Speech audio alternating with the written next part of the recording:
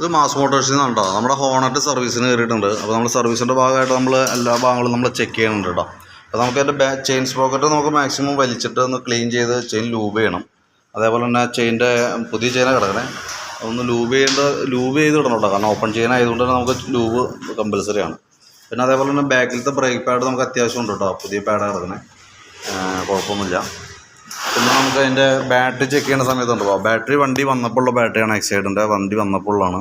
നമ്മളത് load test കൊടുക്കുമ്പോൾ already നമുക്ക് ഇപ്പോൾ സെൽഫ് കാര്യങ്ങളൊക്കെ വർക്ക് ചെയ്യുന്നുണ്ട്. പക്ഷേ ലോഡ് ടെസ്റ്റ് കൊടുക്കുമ്പോൾ ബാറ്ററി കംപ്ലയിൻ്റ് കാണിക്കുക, അതുണ്ടോ ബാഡായിട്ടാണ് കാണിക്കുക. 8.5 ശരിക്കും എൻ്റെ ബാറ്ററി ഡെഡ് ആവണ ഒരു വോൾട്ട്. ഇതിപ്പോൾ ശരിക്കും അതിനകത്താണ് 8 തൊട്ടടുത്ത് എത്തിക്കുക. കാരണം വലിയ താമസമില്ലാണ്ട് ബാറ്ററി കംപ്ലയിൻറ്റ് വരും കേട്ടോ. കാരണം നമ്മൾ ചെക്ക് ചെയ്യുമ്പോൾ നമുക്ക് അതിൽ നിന്ന് മനസ്സിലാവുന്നത് ബാറ്ററി ഡാമേജ് ആയിട്ടാണ് കാണിക്കുക. പിന്നെ അതിൻ്റെ എയർ ഫിൽറ്റർ നമുക്കൊന്ന് മാറ്റേണ്ടതായിട്ടുണ്ട്. ഇത് ശരിക്കും പറഞ്ഞാൽ അതിൻ്റെ ഉപയോഗം കഴിഞ്ഞാണ്. അത്യാവശ്യം നല്ല രീതിയിൽ അഴുക്കും കാര്യങ്ങളൊക്കെ ആയിട്ടുണ്ട്. എയർ ഫിൽറ്റർ മാറ്റുന്ന കൂട്ടത്തിൽ നമുക്ക് പ്ലഗും കൂടി മാറ്റിയിടണം, എന്നാലാണ് ആ ഫയറിങ് കറക്റ്റ് ആവുള്ളൂ. പിന്നെ നമുക്ക് ആ മിസ്സിങ്ങിൻ്റെ പ്രോബ്ലം പറഞ്ഞാൽ നമ്മൾ കാർബറേറ്റർ ഒന്ന് ചെക്ക് ചെയ്യാൻ വേണ്ടി അയച്ചാണ്. അപ്പോൾ കാർബറേറ്റർ നമുക്കൊന്ന് ക്ലീൻ ചെയ്യണം. കാരണം അതിൻ്റെ ജെറ്റിൻ്റെ ഉള്ളിലൊക്കെ ശരിക്കും പറഞ്ഞാൽ നമുക്കത് ഈ ക്ലീനർ വെച്ചിട്ട് വേണം നമുക്കത് ക്ലീൻ ആക്കി എടുക്കാനായിട്ട്. കാരണം അതൊരു അത്യാവശ്യം ഓടുന്നതിൻ്റെ അനുസരിച്ചിട്ട് അതിനകത്ത് കാർബൺ കണ്ടൻ്റൊക്കെ വരും. അപ്പോൾ അത് നമുക്ക് ക്ലീനർ വെച്ച് അടിച്ച് കഴിയുമ്പോൾ കറക്റ്റ് ക്ലിയർ ആയിക്കോളും കേട്ടോ. പിന്നെയുള്ളതെന്ന് പറഞ്ഞാൽ നമുക്ക് വാക്യൂം മെഷീൻ്റെ സ്പ്രിങ് ഉണ്ടല്ലോ, ശരിക്കും പറഞ്ഞാൽ അതിൻ്റെ ടെമ്പർ ഒരുപാട് കുറവ് പോലെ തോന്നുന്നുണ്ട്. വലിയ വിലയുള്ള സംഭവമല്ല, അത് നമുക്കൊന്ന് മാറ്റിയിട്ടേക്കാം. അത് നമ്മുടെ വണ്ടിയുടെ പിക്കപ്പിനൊക്കെ ഡയറക്റ്റ് ബാധിക്കുന്ന സംഭവമാണ്. കാർബറേറ്റർ ക്ലീനർ ഉപയോഗിച്ച് ക്ലീൻ ചെയ്യണമെന്ന് പറയുന്നതിൻ്റെ കാരണം ഇതിപ്പോൾ ഈ കാർബണൊക്കെ ഇത് അടിക്കുമ്പോൾ തന്നെ ശരിക്കും ഫുള്ളായിട്ട് ഒഴുകി പോരുന്നുണ്ട്. അതുകൊണ്ടാണ് നമ്മളിത് ഉപയോഗിക്കാൻ പറയുന്നതിൻ്റെ കേസ്. കാരണം എന്ന് വെച്ച് കഴിഞ്ഞാൽ അതിൻ്റെ ഉള്ളിൽ വന്ന അഴുക്കൊക്കെ ഫുള്ളായിട്ട് പോകുന്നുള്ളൂ. നമ്മൾ പെട്രോളിലൊന്നും ക്ലീൻ ചെയ്താൽ നമുക്ക് അത്രയും എഫക്റ്റീവായിട്ട് കിട്ടില്ല സംഭവം കേട്ടോ. അതുകൊണ്ടാണ് നമ്മൾ കാർബറേറ്റർ ക്ലീനർ ഉപയോഗിച്ച് ചെയ്യണത്. പിന്നെയെന്ന് പറഞ്ഞാൽ നമുക്ക് ഫ്രണ്ടിലേക്ക് വരുമ്പോൾ അതിൻ്റെ ഫ്രണ്ടിലത്തെ ടയറിൻ്റെ അത്യാവശ്യം കാലാവധി കഴിഞ്ഞിട്ടുണ്ട്. ആ ടയറിൻ്റെ തേയ്മാനം തന്നെ ഒരു കയറി ഇറങ്ങിയിട്ടുള്ള രീതിയിലാണ് തേയ്മാനം വന്നേക്കുന്നത്. അതൊന്ന് ശ്രദ്ധിച്ചോളൂ. അതുകൊണ്ട് തന്നെ വണ്ടിക്ക് ഹാൻഡിൽ ചെയ്യാനായിട്ട് ചെറിയൊരു ബുദ്ധിമുട്ടൊക്കെ ഉണ്ട്. ഒരു ചെറിയ ടൈറ്റൊക്കെ ഫീൽ ചെയ്യുന്നുണ്ട്. കോൺസെപ്റ്റിൻ്റെ ചെറിയൊരു ഇതുണ്ട്, അത് നമുക്ക് തൽക്കാലം അഡ്ജസ്റ്റ് ചെയ്തിടാം.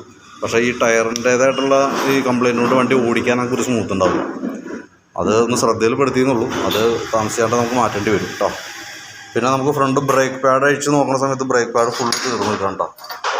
അതായത് നെക്സ്റ്റ് മാക്സിമം ലെവലാണ് അത് കഴിഞ്ഞേക്കണേ. ഇനിയിപ്പോൾ അത് അലുമിനിയം കയറി ഡിസ്കിൽ പിടിക്കുക എന്നുള്ളതൊക്കെ ഇതിനകത്ത് ആ ഒരു കണ്ടീഷനിലേക്ക് എത്തി സംഭവം. ഇത് നമുക്ക് എന്തെങ്കിലും മാറ്റിയിടണം. പിന്നെ എഞ്ചിൻ ഓയിൽ മാറണുണ്ട്. അതൊക്കെയാണ് മെയിനായിട്ടുള്ള കേസ് കേട്ടോ. അപ്പോൾ മിസ്സിങ്ങുമായിട്ട് ബന്ധപ്പെട്ട് നമുക്ക് ചെയ്യേണ്ടത് എയർ ഫിൽറ്റർ, പ്ലഗ്, അതേപോലെ തന്നെ കാർബറേറ്റർ ക്ലീനർ ഉപയോഗിച്ച് ക്ലീൻ ചെയ്യുക, വാക്യൂം മെഷീൻ്റെ സ്പ്രിങ് മാറ്റിയിടാം. അതാണ് മെയിനായിട്ട് ചെയ്യേണ്ട കേസ്.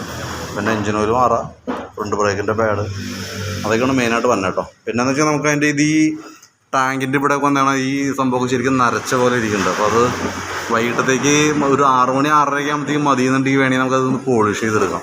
നമുക്ക് അത്രയും ഭാഗം പോളിഷ് ചെയ്ത് വരുമ്പോഴത്തേക്ക് ഇതും ഇവിടുത്തെ ഈ ഭാഗം, അതേപോലെ തന്നെ സൈഡ് കവറൊക്കെ ഇതിൻ്റെ അത്യാവശ്യം നരച്ച പോലെ ചെയ്യുക, സൈഡിലത്തെ കവറുകളൊക്കെ അത്രയും ഭാഗം ചെയ്തിട്ട് നമുക്ക് 250 രൂപ നമുക്ക് പോളിഷിങ്ങിൻ്റെ റേറ്റ് വരും. പക്ഷേ നല്ല ക്ലിയർ ആയിട്ട് ഇരുന്നോളൂ കേട്ടോ. വലിയ ഇതില്ലാണ്ട് നല്ല ബ്ലാക്ക് ആയിട്ട് തന്നെ ഇരുന്നോളൂ.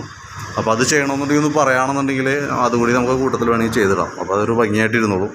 കാരണം നമുക്ക് വരാം, ഈ ഭാഗം വരും, ഇതിൻ്റെ വരും, ഈ സൈഡിലത്തെ വരും, പിന്നെ അതേപോലെ തന്നെ സൈഡ് കവറുകൾ, അതൊക്കെയാണ് മെയിനായിട്ട് വന്ന കേസ് കേട്ടോ. അപ്പോൾ ഞാൻ പോളിഷിങ്ങിൻ്റെ കൂട്ടാതെ കൊണ്ട് നമ്മൾ ബാക്കിയത്തിൽ പറഞ്ഞ കംപ്ലയിൻസിൻ്റെ ഒരു എസ്റ്റിമേറ്റ് ആക്കിയിട്ട് പറയാം. നോക്കിയിട്ടൊന്ന് റിപ്ലൈ ചെയ്യണേ.